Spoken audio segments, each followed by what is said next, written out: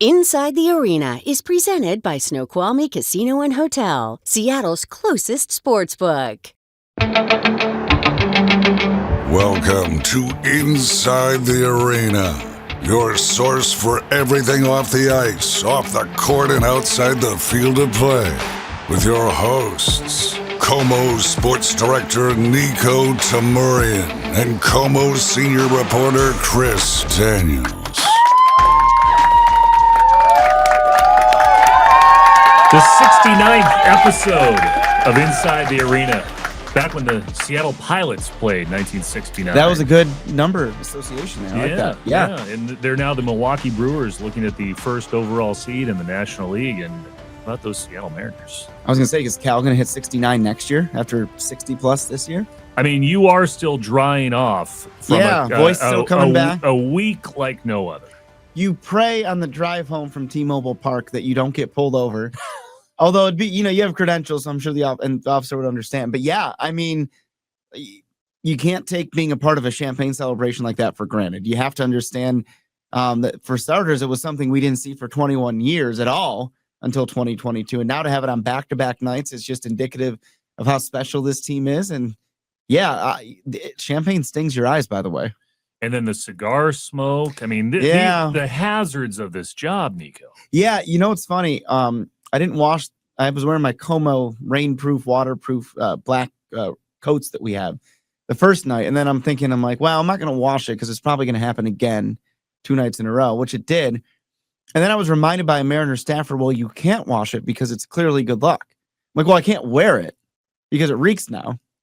And so I just have to stash it in my car and maybe borrow another KOMO coat from Bill Fesh, the guy who's in charge of everything's right here, and then give it back to him when the playoffs are done and I can wear my regularly scheduled jacket. But yeah. Well, I want to, before we get to the rest of the show, take down the curtain here, go behind the scenes.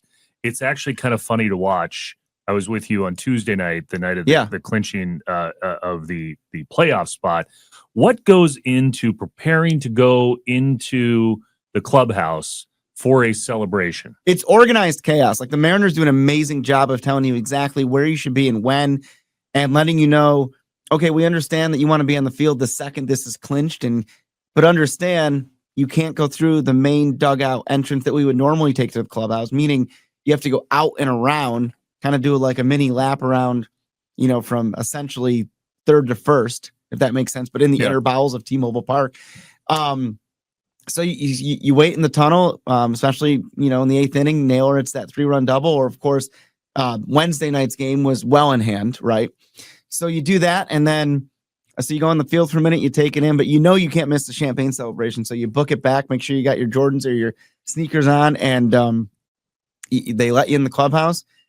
It's just so cool. Everything is got this thick plastic around to make sure the lockers are protected. Dan Wilson gives a good speech. The one on Wednesday was really impassioned, really special. And from there, it's a party. And the cool thing about that is you're letting the guys celebrate. You talk to them when you can and try to keep it to one interview so they can actually enjoy it. But they involve you in the celebration. They're like it's almost like they target media sometimes, to spray you with champagne, beer, or whatever it might be. And so it's almost like a hey, look at how I got this. There's a great picture of Julio being interviewed on Root, and one of my friends was watching it on Root and saw me in the background. I'm holding my eyes because I just got nailed in the face by Cal, and he implored me to get a beer, and I'm like, I can't. I'm on the clock. So it's really fun. There's nothing quite like it. Hopefully, several more to come in this playoff run. And again, it's a cool thing because you cover these guys all year. It's in a super formal, straight up baseball, X's and O's, or maybe a feature story kind of setting. And now you get to, not that you're partying with them because you're still doing your job. It doesn't change for us, but they're in such a less guarded way that they can, tell you how much they appreciate you being there and let you be a part of their moment, which is really fun. I think it was just kind of fun for me on a Tuesday night up in the press box when it's 1-1. And you see the photographers, including our own Austin, who's putting the plastic like he's going out in a rainstorm around it, double wrapping his camera, preparing to go down in the clubhouse to get those shots. And then he's trying to make sure he has the right coats on. You're telling me how you want to take off your nice blazer Yeah. So it doesn't get damaged, and everybody's kind of doing the same thing. And it's actually kind of a fun behind the scenes aspect of these kind of events. Well, in baseball, more than any other sport, is very superstitious, right? Yeah. So it's like, well, okay, like Wednesday night, they're winning good. I'm like, well, if I take off the sports coat now, like the Rockies going to rally, that kind of thing.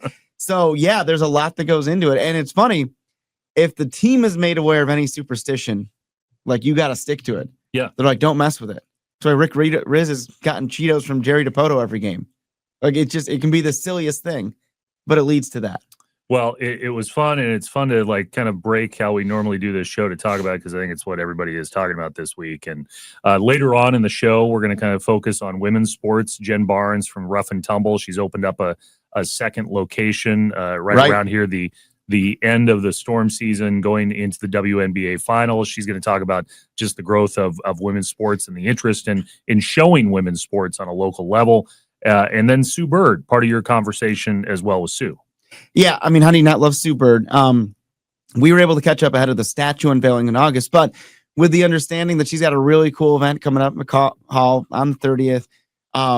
It's second acts. Chiney Ogumike, Neka's sister, hosts it. And it's an in-person opportunity to see how Sue has gone to her second act, gone from being this player for 20 years now into the next realm, which certainly has all encompassed, podcasting. She has 2 shows, one with Megan and one that is more WNBA solely focused, where she brings on stars. So listen, anytime you catch up with the GOAT, and you know this, Chris, you did it a million times as well. She's the coolest person, the nicest person. So this will be a really cool opportunity for fans to see in person what we get to see every day when we get to talk with Sue. It's an awesome event, again, on the 30th at McCall Hall. So you're gonna hear from both of them, Jen and Sue, a little bit later on in this show. But what we normally start with is what's good and bad off the ice, off the court, off the field of play. It's 4 corners. Yeah, Niko.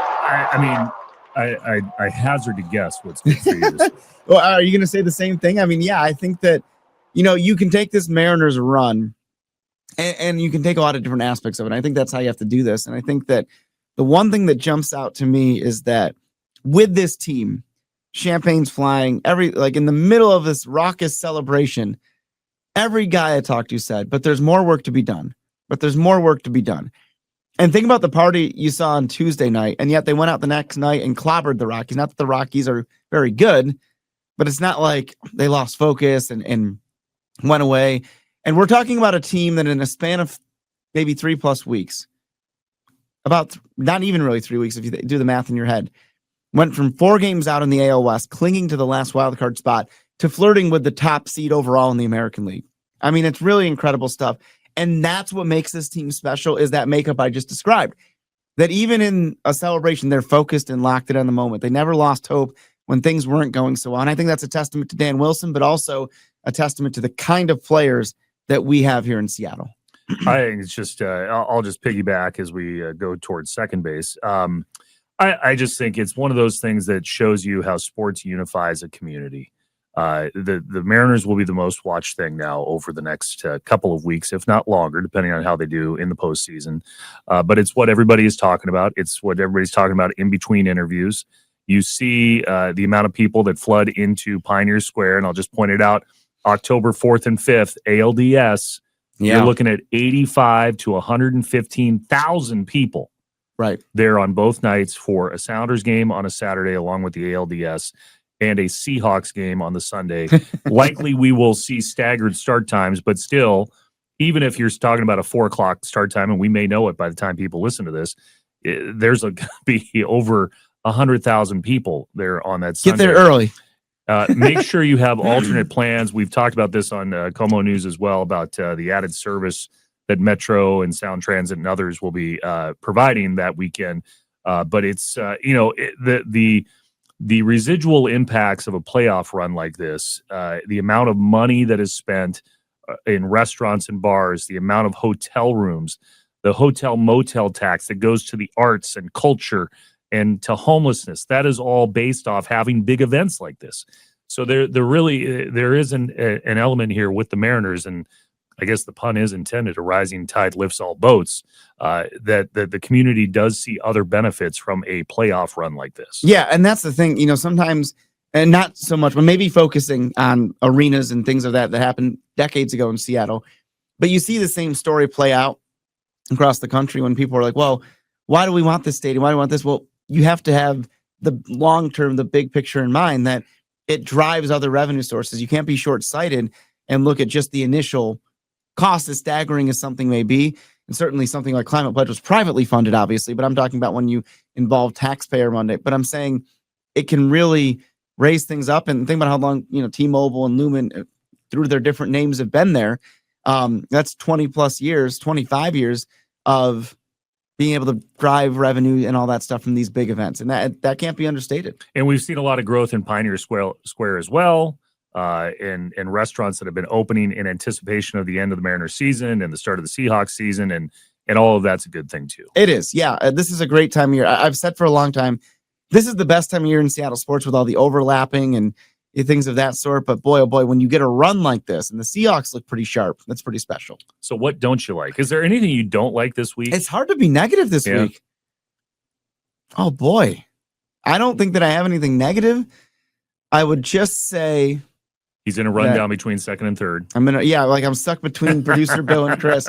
Who's going to catch me? Who's faster between you? I don't know. But no, what I would say is that it's an argument I've made often on this show, is that you don't quite know until you know when it comes to a team's performance. And I made the point a minute ago that if you went on September 5th to the Mariners and they were 4 games out of first, and, the next day they unloaded on the Braves. Then remember the next day was the Seahawks opener. I was on the sidelines, and Kevin Martinez, president of business ops for the Mariners, was there. And he's like, can you believe this? That's when they scored 18. Yeah. And from there, it just took off. Could you have ever, even the most optimistic, have predicted this? No, but there's a reason you don't give up. And as long as there's a chance, you stick with it.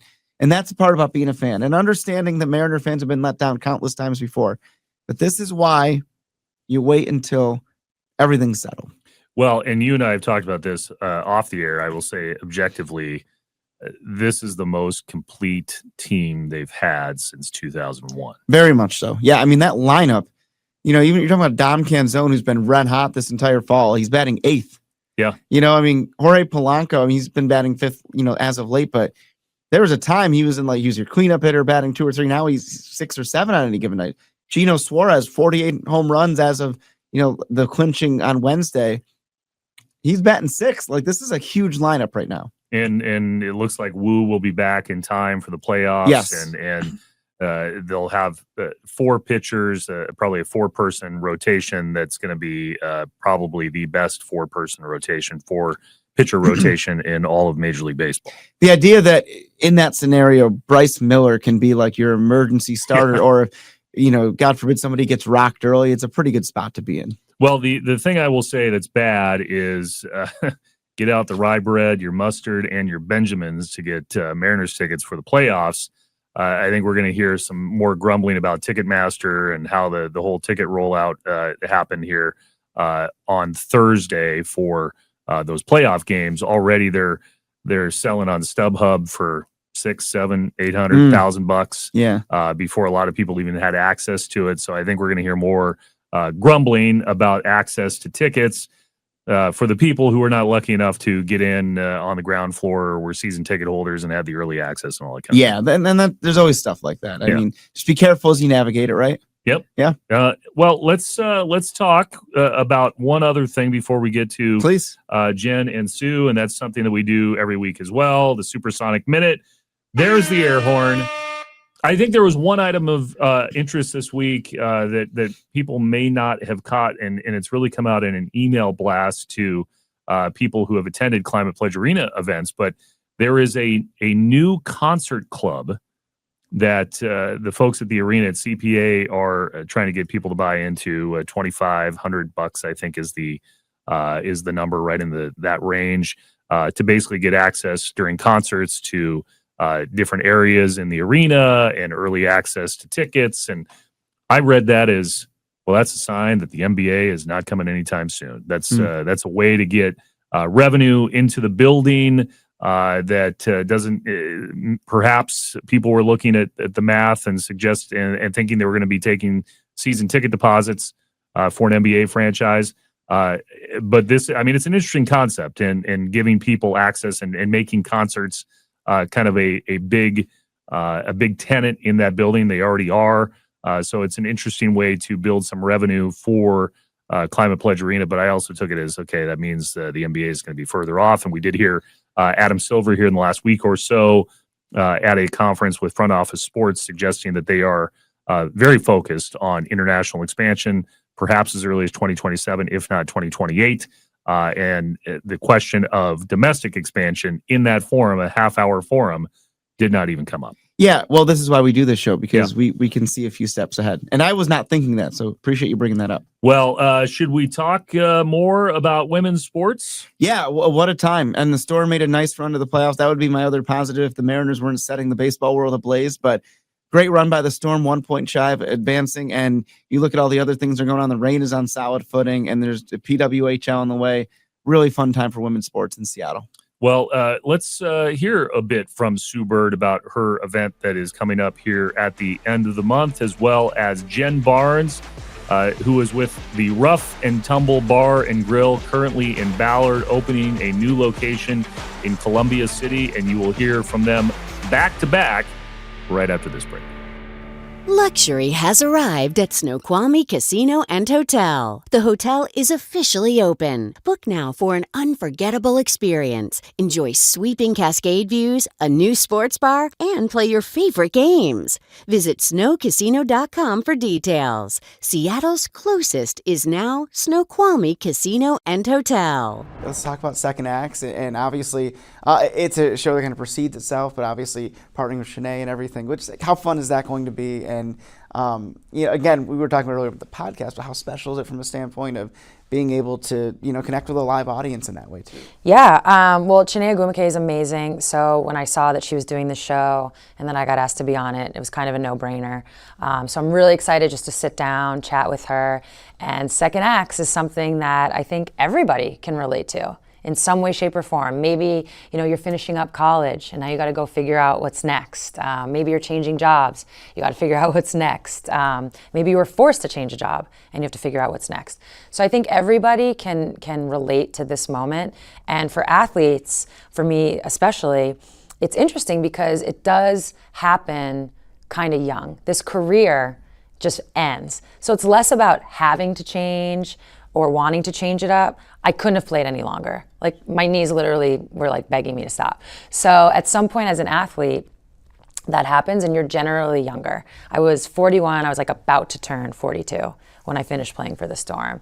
And it's a big look in the mirror. I didn't have a lot of the same skills maybe that somebody my age would have, but I did have a lot of skills that I learned through basketball.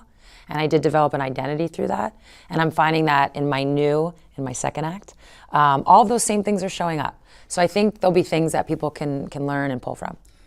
How much can you maybe think about how it inspires somebody that maybe is around that same age that was forced to change professions, obviously in a different way. Yeah. But maybe they can watch, there is a way to reinvent yourself. There is that second act. How cool is that part that you can inspire somebody?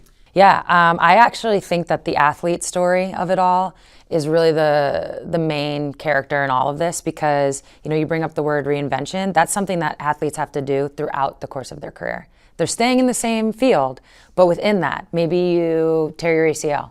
You come back, you're a totally different player, so you have to reinvent yourself. But then there is the actual retirement and then the actual reinvention. And yeah, I think more than anything, what you can connect with is you might see an athlete, a professional athlete, you might see this great career and maybe assume that we have it all figured out. And the reality is like, retirement's scary for me too. It's a scary thing. And that's the thing, I think a lot of time, people will see a professional athlete, and certainly because of the stature, the platform, larger than life, similar to what you just said a minute ago, but this gives that chance to really see like, hey, I'm going through different profession, but similar things. And you get to do it in person too. I think somebody in the audience too, which can be that different connection. Is that part of the, it's seeing the show and being what it is that part of the charm of it as well?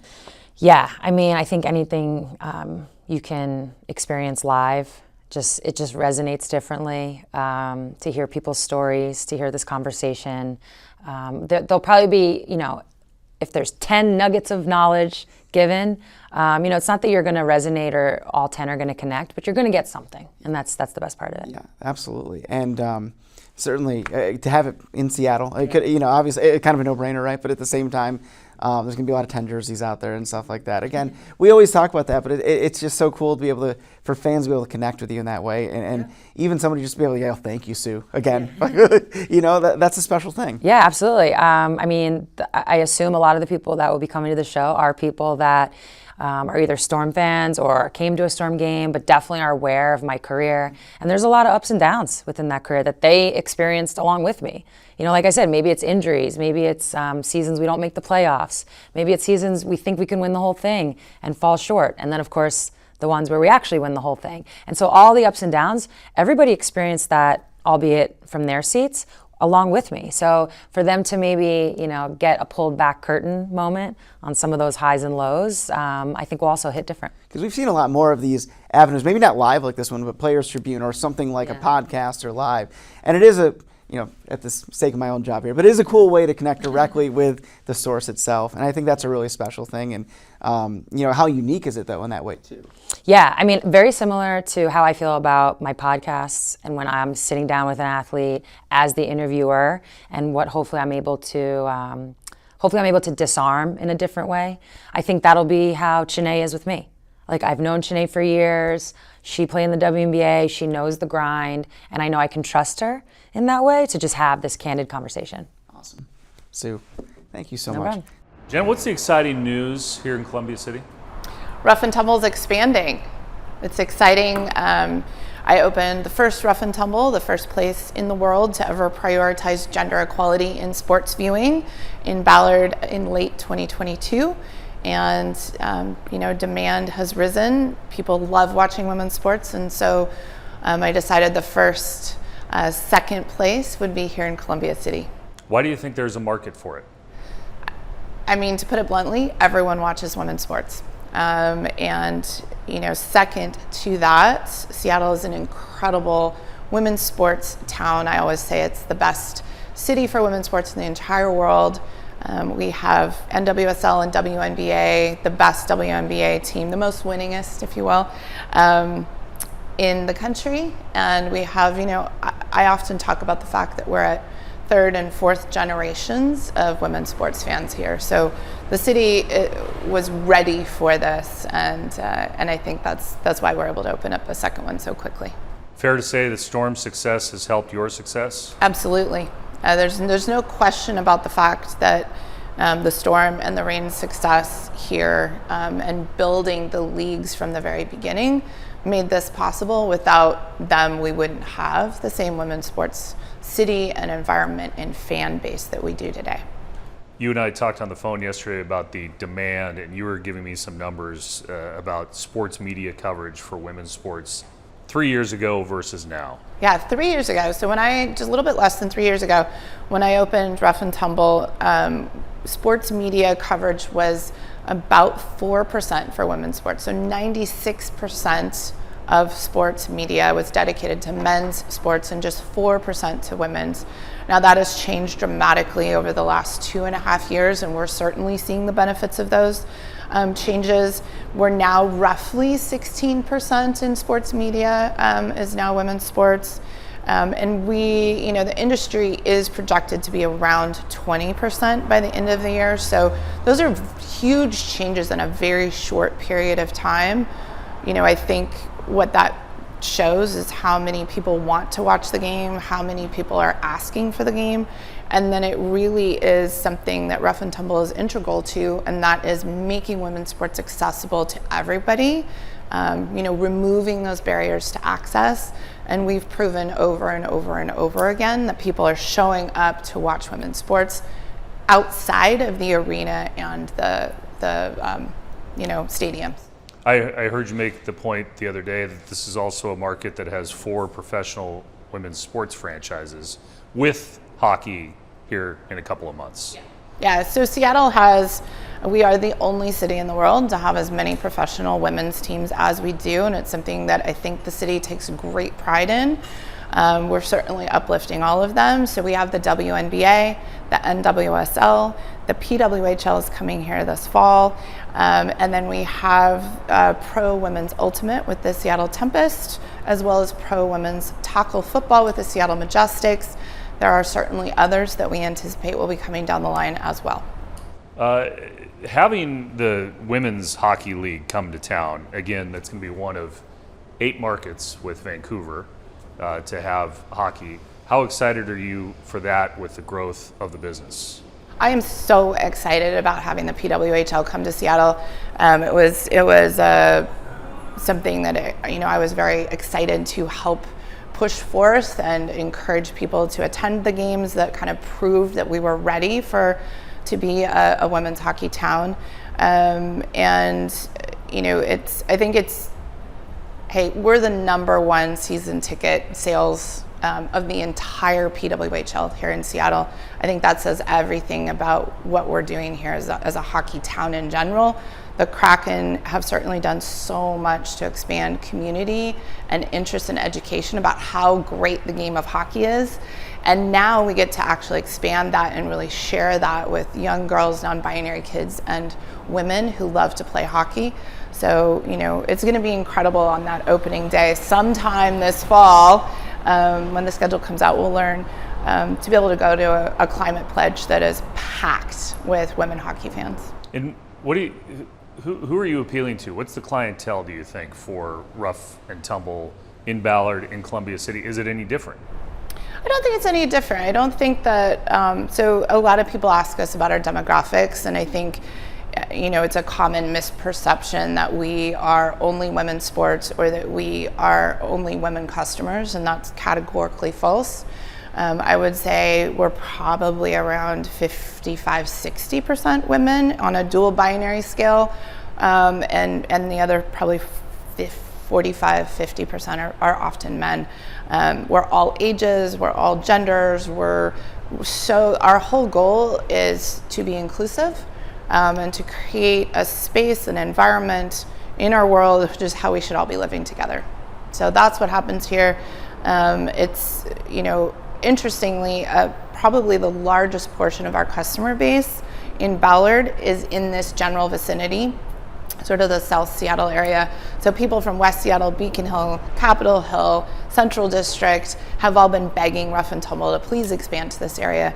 And given the east-west trajectory of a drive, I don't think it's even going to impact our business over in Ballard at all. That's interesting. So you had done the research that there was a target-rich environment, for lack of a better term, in this area. Yeah, I think I actually anticipate this location being almost as successful despite a smaller size as the one in Ballard. So we're really excited.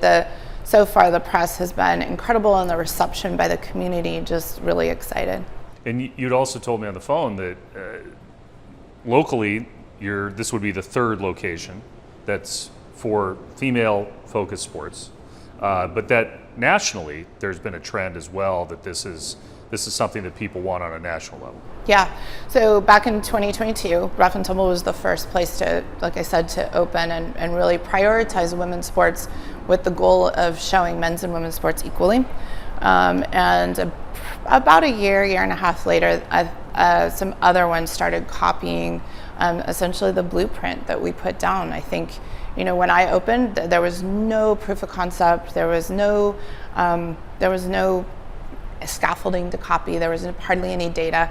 And so, when I broke ground on this idea, this concept, and this space, it was something that had never been done before. And so I'm so proud, honestly, and honored to be able to share that with so many women around the country who are starting to open more of these. Just this year alone, I think that around the US, we're somewhere in the 15 to 20 range now of different entities, different concepts around the country that are focusing on women's sports, some exclusively, some blended like the Rough and Tumble model. And by the end of the year, it's anticipated to be somewhere around 20 to 25.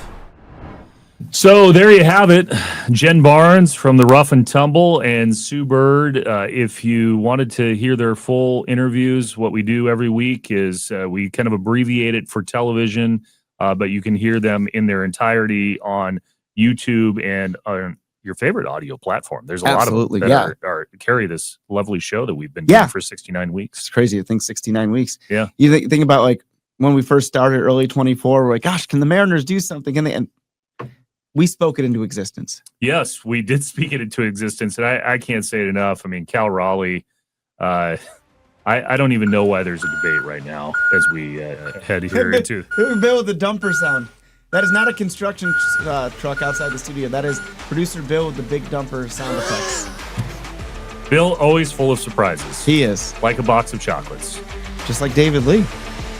You've been listening to Inside the Arena with Niko and Chris. Please subscribe on your favorite platform. Until next time. Inside the Arena was presented by Snoqualmie Casino and Hotel, Seattle's closest sports book.